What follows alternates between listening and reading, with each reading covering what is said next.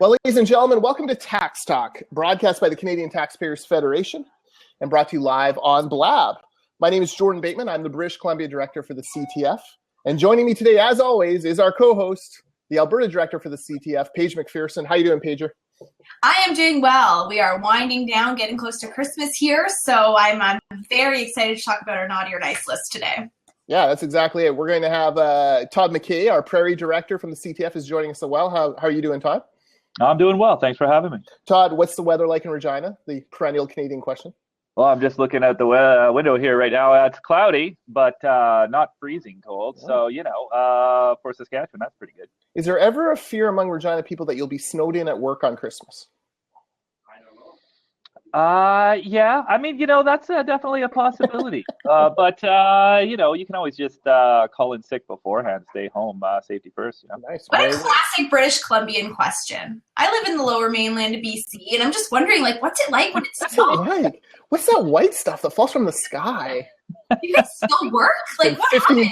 54 weeks and counting without snow here in the lower mainland. I remember when I lived in Vancouver and it snowed one day and the buses just did not know how to run. It was this much snow yeah. And buses were sliding down hills. Police issue warning, stay in your house, don't attempt to go on the road. This is a whole thing. Something's happening. We're not sure what it is. Stay yeah. Well, today we're going to give out our Naughty and Nice list. This is an annual tradition of the CTF where we talk about who is nice to taxpayers, who is naughty. And basically, this is like a memo to Santa Claus. Which politicians deserve coal in their stockings and which ones deserve a little bit of thanks. But lots of ways for people to connect with us as you're watching this live. You can put a comment in the message bar there. You can type /Q and then actually type in a question, and that will pop up on our screens. If you're watching this after the fact or listening to it, you can email us, bc.director@taxpayer.com. You can leave comments on our website, taxpayer.com/taxtalk. Lots of ways to interact with us. Just so you folks know, the Canadian Taxpayers Federation is a nonprofit, nonpartisan organization. We're dedicated to only three things: lower taxes, less waste, and more government accountability. That's really what governs everything we do at the CTF. The three of us, along with other colleagues, represent virtually every province in Canada, finding ways for taxpayers to save money and holding governments to account on your behalf. So we start with what's new. Paige, what's new in Alberta? So in Alberta, there's been something it's been dominating the headlines for the past few weeks, and it's called Bill 6, and it's a bill about safety on farms, and it's been extremely controversial. So part of this bill, makes any workers on farms subject to workers' compensation board. They have to be a part of this, insurance system, and farmers did not like that as much because they had sought out their own private insurance, a lot of these people, and in addition to that, some people they didn't want to have that, or they were already voluntarily opting into workers' compensation board. They didn't want to have basically the heavy hand of the government say, well, you have to. It also raised a really big issue for family farms because, on family farms, you've got the whole family pitching in. If suddenly, the farm is considered an industrial site, well, that's also your home, and so if you're taking your grandkids along to, let's say, they want to go and help you if you're loading up the tractor, or even if they want to be around you when you're having the tractor pick flowers, whatever. If it's an industrial site, that really posed some issues, I understand, for farmers who this is a way of life. It's not just their job, it's their life. So it was extremely controversial. It also involved the ability for farm hands or farm workers to unionize. There was a lot of controversy here and a ton of argument in the legislature about this. There were massive rallies across the province. We're talking several times in front of the legislature, over 1,000 people with their convoy of tractors and semis and people really opposing this, rallies that had horses and livestock, and it was all across the province a really big deal. So Bill 6 just passed. They made some amendments to quell some of the concerns of farmers in the province, especially involving children being involved in the family farm. But it's still really controversial. And the fact that it passed, a lot of people are saying maybe not a good move for the NDP government. For me, it's hard to say. This is not my issue, but it is. It has been really dominating the province here. And when you combine that with the fact that, the government has just levied this massive carbon tax, or intends to, starting in 2017, which is going to disproportionately impact rural residents by, just the fact that it's farther. So they're going to use more gas. Their tractors and their big trucks that carry livestock and grain, they use diesel, which is going to be more expensive. Different costs associated with the farm throughout the year are going to be more expensive because they use a lot of electricity. So it's a tough time for rural residents in the province right now in Alberta. And we're coming up on Christmas, and I've been hearing a ton of concerns about that. So it's a bit controversial, what's new, but it has been huge news here in this province. Well, and Todd, obviously being our prairie director, more interaction with farms than I have in urban BC, but I was reading Colby Kosh's piece in the National Post, and he makes the point that, look, it's, pretty common. Calving season, for example, your neighbors come over and help. You'll go over and help your neighbor on their farm. And now all of a sudden you're going to actually have to have all sorts of workers' compensation forms and sign away legal rights and all that stuff just to help one neighbor to the other. That sounds to me like the antithesis of what farmers want, which is less bureaucracy, not more.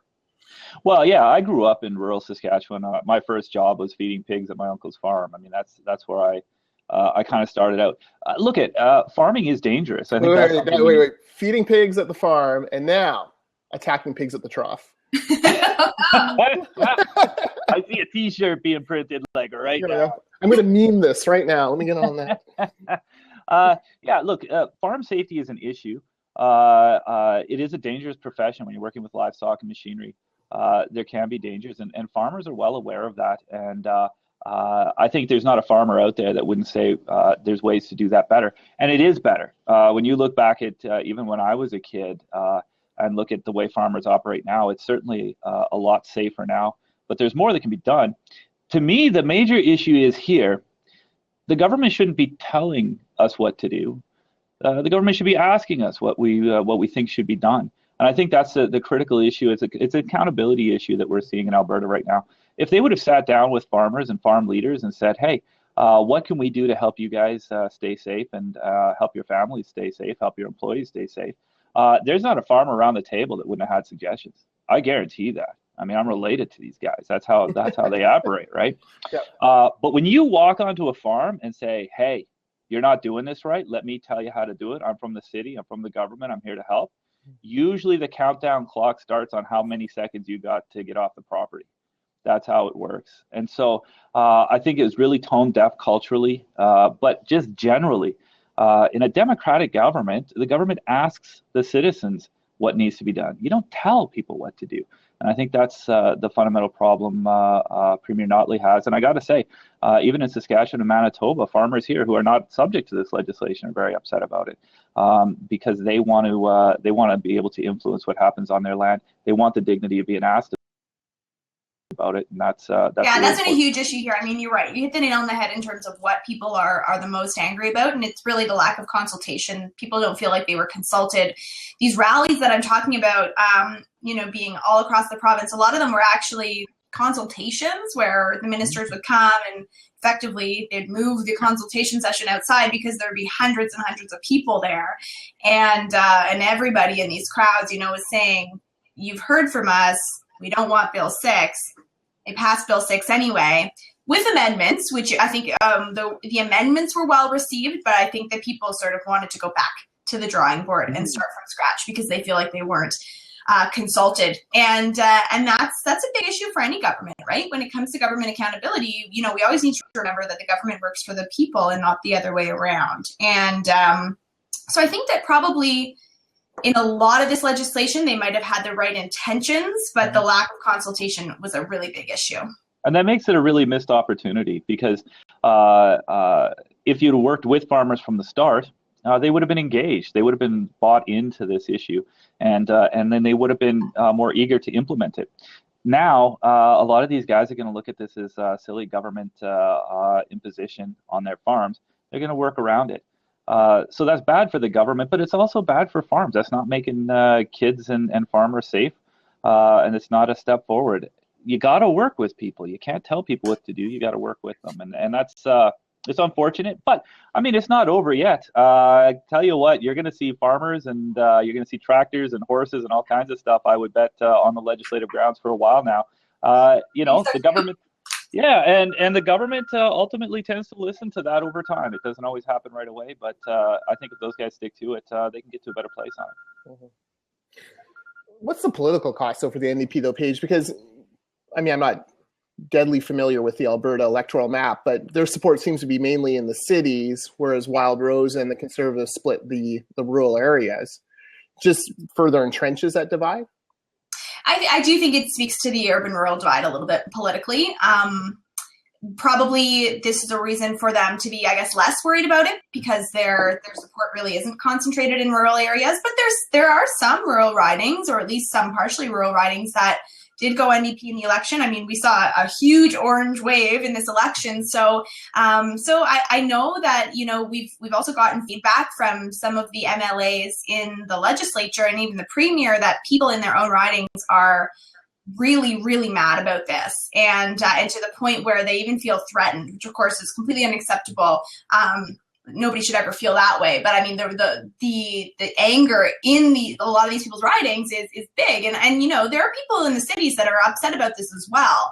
You know, there was a riding or a rally rather that was just south of Calgary in Okotoks. I mean, that's only 45 minutes away from where I live, and that had hundreds of people, and so I mean, you know, the cities in Alberta, they're cities, but they're surrounded by quite rural areas pretty close by. It's not really, well, I guess it's sort of similar to Langley, you know, in Vancouver, but it's, you know, it's nothing like really Toronto or anything like that. Like, it's much more rural, very close to the cities.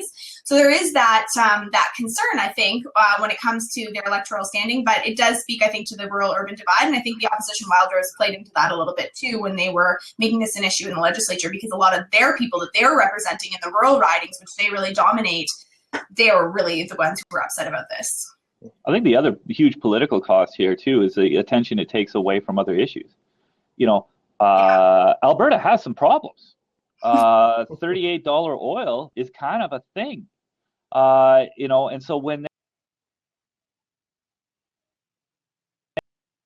they're dealing with, you know, guys, folks, that takes away from dealing with real problems, deficit, debts, and big problems on the oil front. So, yeah, it is on one hand, maybe some of the MPs aren't, or MLAs aren't as worried about it as they potentially should be, but at the end of the day, there's only so much time and energy in the legislature, and they're wasting a bit on failing to vote. So, Todd, you're cutting in and out a little bit. What I'm going to suggest is maybe we just lost you completely. So I'm going to X him out, and then he can call back in. But yeah, I mean, Todd made a good point from what I could hear, which was that he said about, you know, the debt and the deficit and the fact that we have a massive carbon tax that was just levied. You know, people are saying it's the biggest tax hike in Alberta's history. I mean, there is a ton of stuff going on right now. The deficit is big. They're talking about borrowing for operational spending, borrowing just to keep the lights on. We haven't seen that in Alberta for decades. And I mean, all this stuff is going on, and you're right, it does cloud other issues. It's a bit of a mess in this province right now. People are not very happy with the direction, I think. And so, I mean, that's why I guess we're here doing what we're doing. Now, I got to ask, when the farmers came to the ledge, did they literally have pitchforks? I don't know. I did not see actual pitchforks, but you know, the angry mob with the pitchforks and the torches, they definitely had animals, and they definitely had tractors and signs. And I mean, it's there's nothing better from a purely like political observer perspective. There are no rallies that are more entertaining than farmers rallies. Like even when they went to Parliament Hill and they're rallying for supply management, their rallies are just awesome. Like, they're full of animals. You just want to go and like you just, you know, they're awesome. So so that's the silver lining to all of this. Is the angry mobs are the best of all angry mobs. That's good. And I'm sure that'll keep warm Rachel Notley's heart tonight as she thinks about her political future. Okay, so my what's new comes from the Victoria Times columnist. And if you only read one columnist in British Columbia, read Jack Knox in the Times columnist. He writes just the quirkiest, funniest stuff, but he had a serious piece today on a wildlife group who has an idea on how to extract more money for BC parks. But this is kind of interesting. It's called Pops for Parks.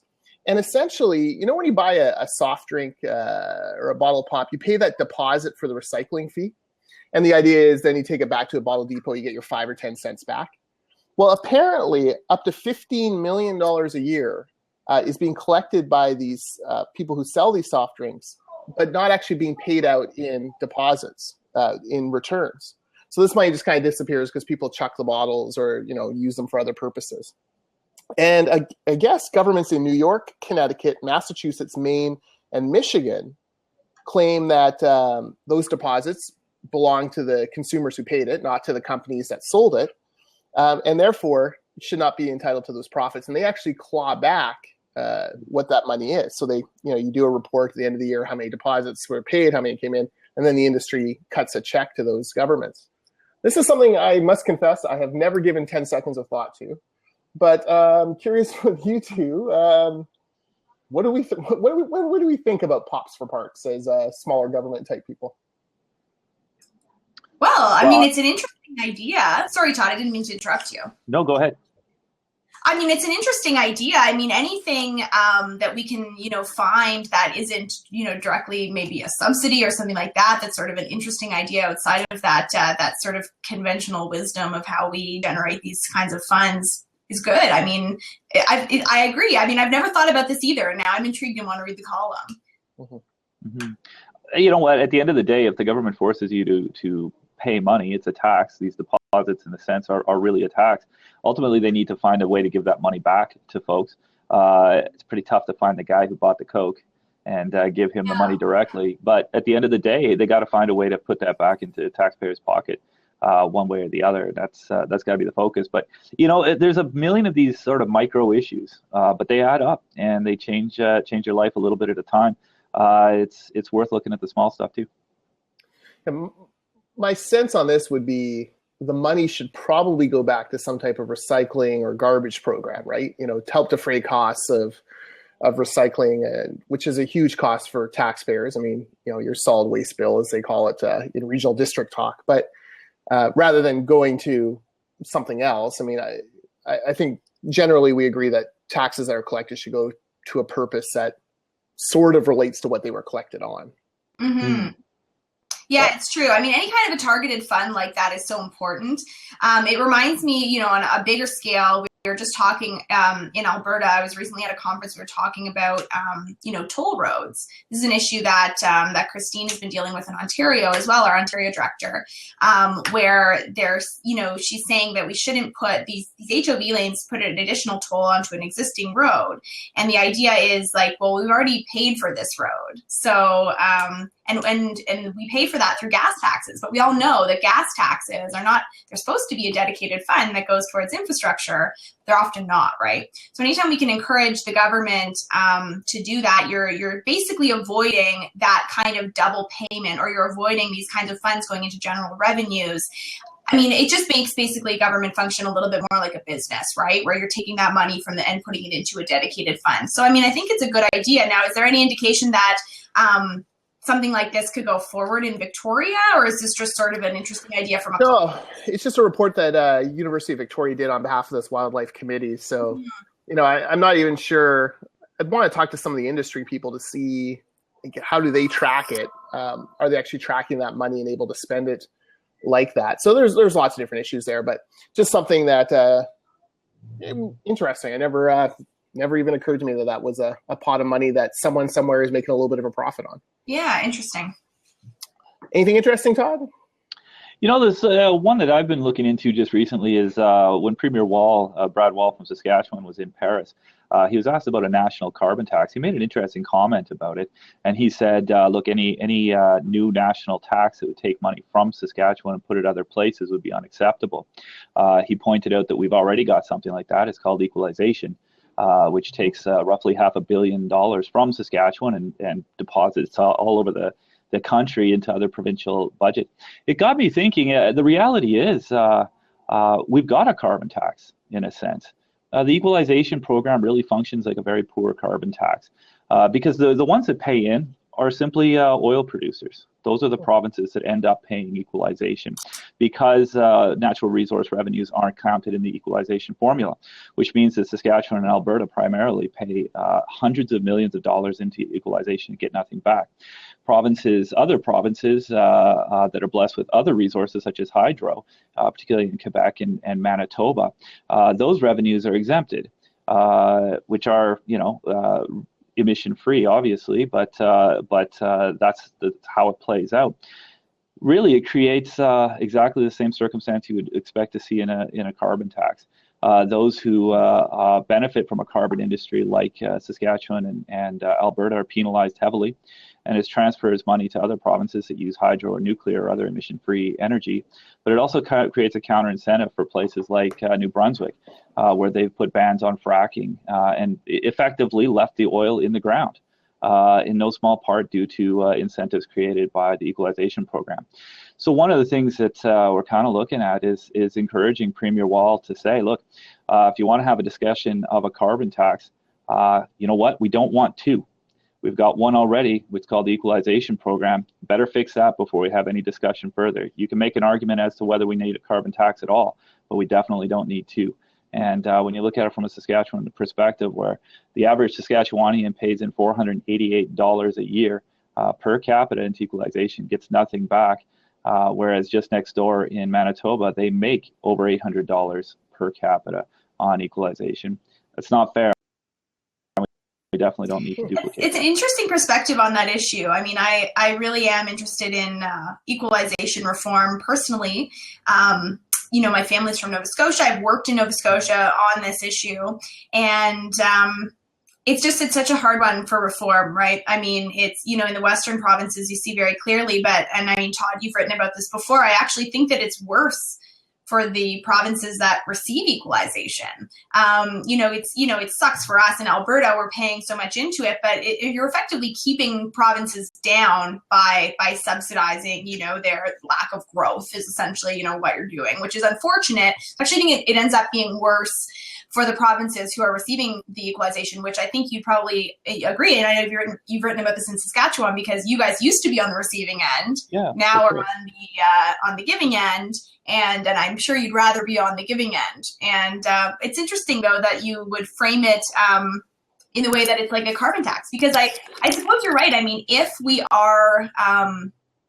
going to have some kind of a national carbon tax program, then I guess that's sort of effectively what it would be. I mean, a wealth transfer. Has Wall said his specific concerns about what this kind of a system might look like? Well, his primary concern, or that he articulated, was that wealth would be taken from Saskatchewan and taken to other places. So that does two things ultimately. First of all, you're losing money here that we need, and especially if you're going to make it harder for us to drive our economy as we traditionally have with the energy sector. At least let us keep our money to transition to something else. Don't take it and put it somewhere else, right? The premier in Saskatchewan, they have invested heavily in clean coal technology, wind technology. I think there's you can have a heated economic argument about whether or not those are good investments or not. But if you're going to penalize us for having oil, don't do it two times. At least leave us with some of the money to fix the problem. I would love to talk more about equalization and carbon taxes, but I just noticed that Jordan seems to have been replaced with Santa. Merry Christmas, Todd and Paige, and all the listeners of the Tax Talk podcast. I need your help. I need to put together the naughty and nice list for the taxpayers of this great nation. So I'm hoping that the two of you can help me. Who should I be bringing some coal to? Who should I be bringing some rewards to? This is a very important issue. Todd, by the way, at the North Pole, we are powered by geothermal. No GHG emissions there. And no carbon tax yet in the Arctic Circle. Good. Well, I can certainly tell you who's been naughty and nice in Alberta. And I'll give you a sneak peek. I mean, people here in the province can look forward to a longer list. But for now, I'll start with the nice. I'm feeling super nice. The NDP government actually makes the nice list. Don't get me wrong, they've been a little naughty too, but they make the nice list for one reason, for expanding the sunshine list. So in the province here in Alberta, we didn't have agencies, boards, and commissions on the sunshine list. And that's a problem because those are, publicly funded, taxpayer-funded agencies or boards or commissions, and they cost taxpayers a lot of money. And you're talking about some really high salaries there. And so we think, or we've always thought at the Canadian Taxpayers Federation that these salaries, those ones over $100,000, that's what the sunshine list is, put online so people can see it. Should be published, and the NDP government agreed. So what they've done is they actually followed through with this commitment, which was one of their platform commitments. They passed Bill 5, which is a transparency bill to include agencies, boards, and commissions on the sunshine list, and so now we're going to see those people. The threshold's a little bit higher. I'm not sure why. It's sort of weird. They've made it more, I believe it's around 125,000 as opposed to 100,000. But either way, it's a good step forward, much more than we saw from the PCs on this front, the former PC government. So they make the nice list for that. And I've got another NDPer on my nice list as well. And that's our health minister, Sarah Hoffman. And it's not for her time as health minister. She's not been too naughty in that portfolio or anything like that. But when she was the chair of the Edmonton Public School Boards, before she became health minister, she called out via an email that was leaked to the Canadian Taxpayers Federation, the Alberta School Boards Association for some naughty spending, flying their staff between Calgary and Edmonton, when they could have taken the bus or driven, hotel stays in the same city, a lot of travel, that kind of stuff, travel to places for conferences that the people, didn't even show up on time in Washington, D.C. to attend, stuff like that. So she really made the nice list for watching the taxpayer dollar there. Now I'll just give you a little sneak peek at our naughty list. So we were just talking about one of the things on the naughty list. Hold on, Paige. Hold on. Santa's database system isn't as up to date. So I'm wondering, Todd, who is nice in your neck of the woods? Usually I just put the province of Saskatchewan on the nice list and the province of Manitoba on the naughty list, but I'm open to suggestions.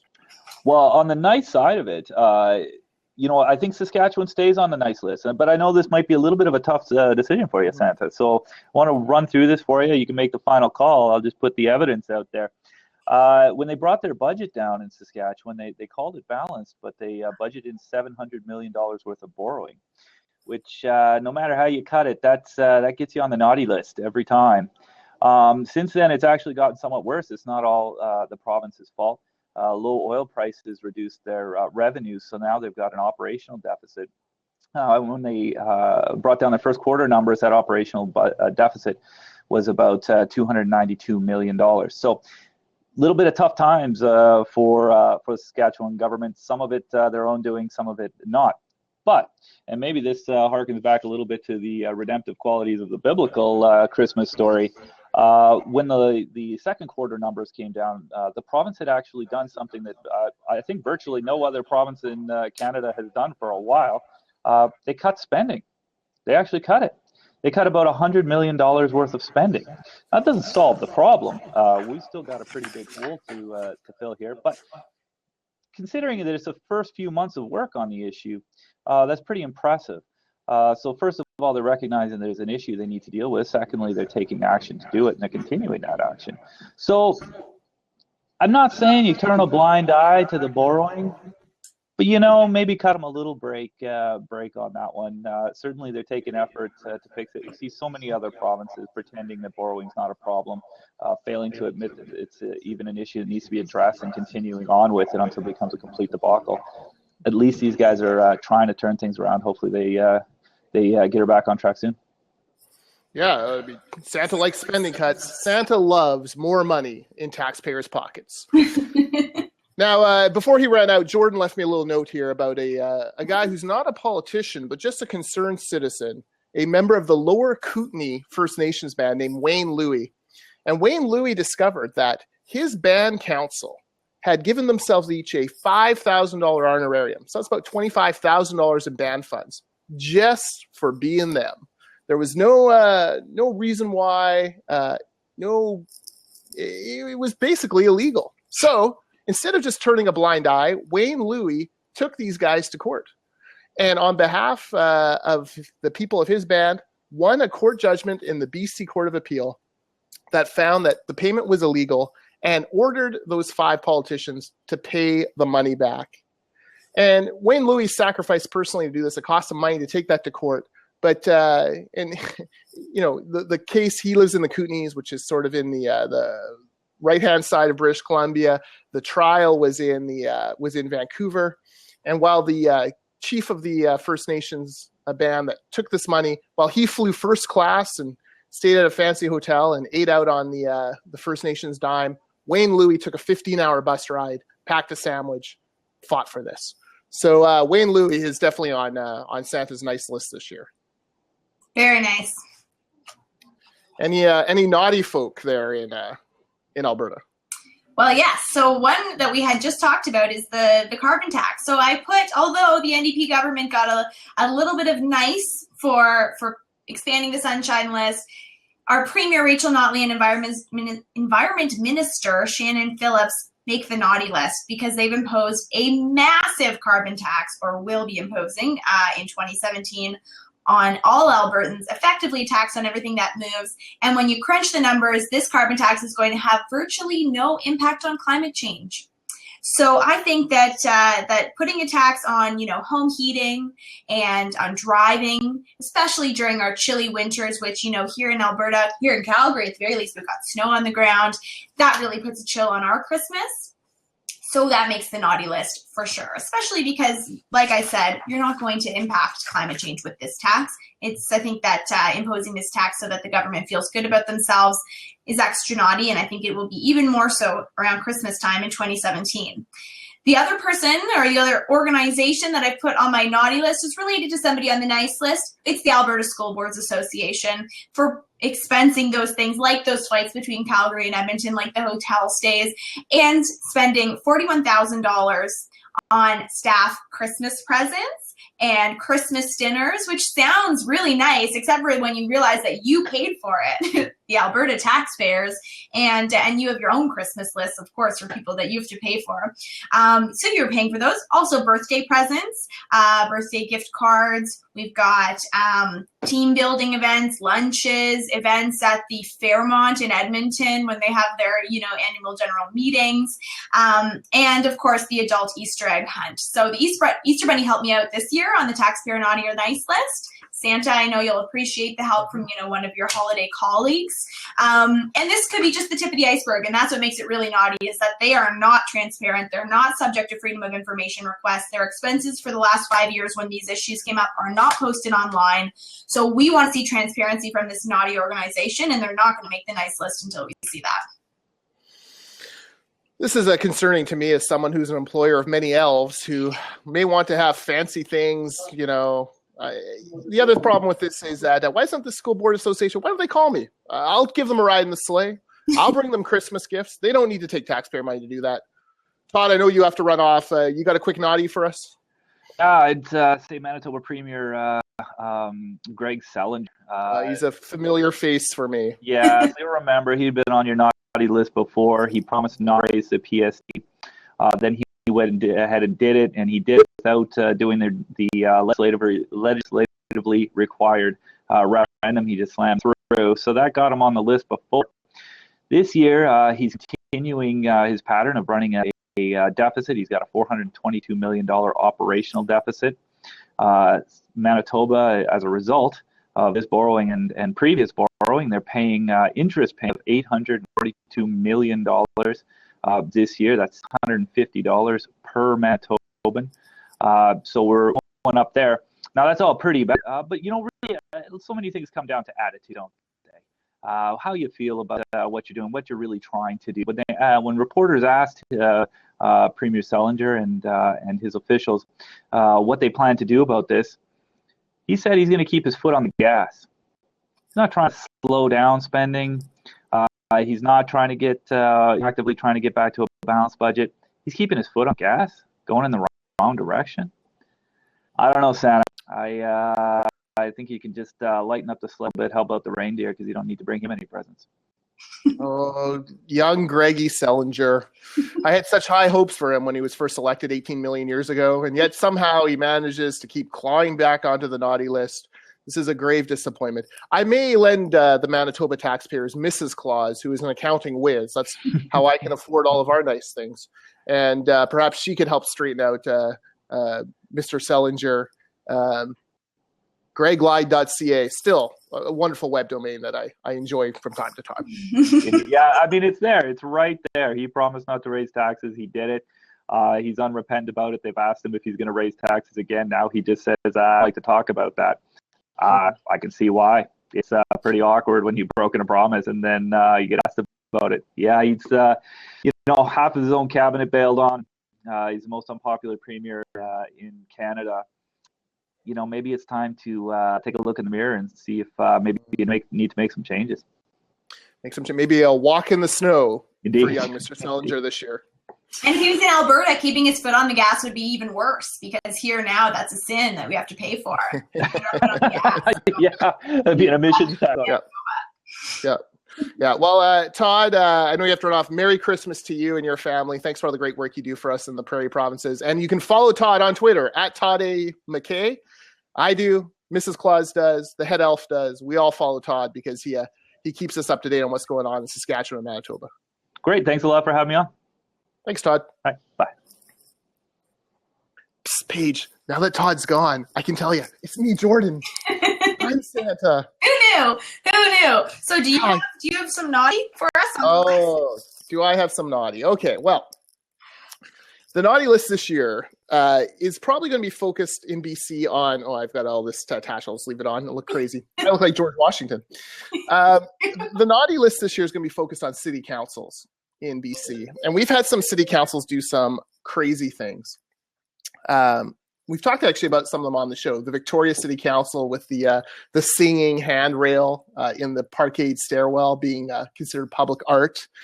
They're also the ones who have the massively over budget Blue Bridge program, where they're replacing a bridge that was supposed to cost $60 million. It's now at almost $100 million and trending in the wrong direction. These guys just find new and shocking ways to spend money. So the Victoria City Council is going to be on there. The Surrey City Council, British Columbia's second largest city, also going to be on there. They have a one-party state in Surrey where one slate, the Surrey First, has all 9 seats on council and the mayor's chair. And a year ago, they had an election and said everything was hunky-dory. And then they got into power and raised taxes, brought in a recreation levy, a flat $100 per property fee that they never talked about during the election. That's now going to go up $15 this year. They ran on hiring more police officers. Never talked about how they were going to pay for them. Guess how they're going to pay for it? Another tax increase. So Surrey Council has made some shocking decisions. And what really drives people crazy is, while Surrey Council's made these decisions, they've moved into an opulent $100 million city hall complex, which is gorgeous. I mean, unbelievably beautiful, but completely out of touch with what the priorities are for people living in Surrey. So those two councils, and then, of course, Mayor Gregor Robertson and Vancouver City Council. Gregor seems to be on the world tour. Gregor's putting Justin Trudeau to shame on his travels. Yeah. He's everywhere. Right now, he's still in Paris, I believe, hobnobbing at the climate change meetings there. He's been to China. He's been back east. He's been to Washington to hobnob with John Kerry. Crazy travels. Huge severance payout to his handpicked city manager, Penny Ballum. They wanted to bump her off after working with her for a few years. They paid out more than $500,000 to get rid of her. And then, of course, the perennial tax hikes. Another property tax hike on the way in Vancouver. So this year, I'm looking at those 3 councils as our naughty list, simply because property taxpayers, are some of the most sensitive to these increases because, a lot of them are close to the edge. If you own property in the Lower Mainland, chances are you have a huge mortgage. So, you're paying for your debt. Your income hasn't really moved. Taxes keep going up. Fees keep going up.